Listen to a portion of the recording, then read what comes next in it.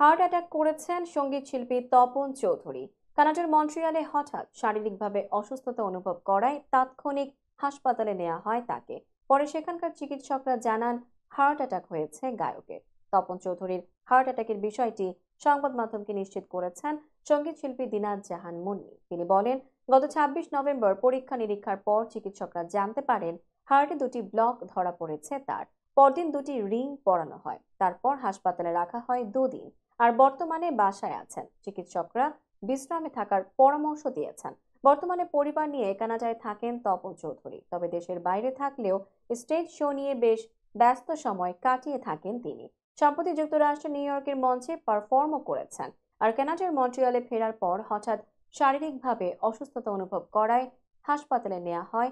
মন শুধু মন ছুঁয়েছে খ্যাত গায়ককে। তপন চৌধুরীর গাওয়া গানের মধ্যে উল্লেখযোগ্য তুমি আমার প্রথম সকাল, পলাশ ফুটেছে শিমুল ফুটেছে এই রূপালী চাঁদে, মনে করো তুমি আমি, পাথরের পৃথিবীতে কাছের হৃদয়, আজ ফিরে না গেলেই কি নয়, আকাশের সব তারা ঝরে যাবে, আমি কি বেঁচে আছি ইত্যাদি।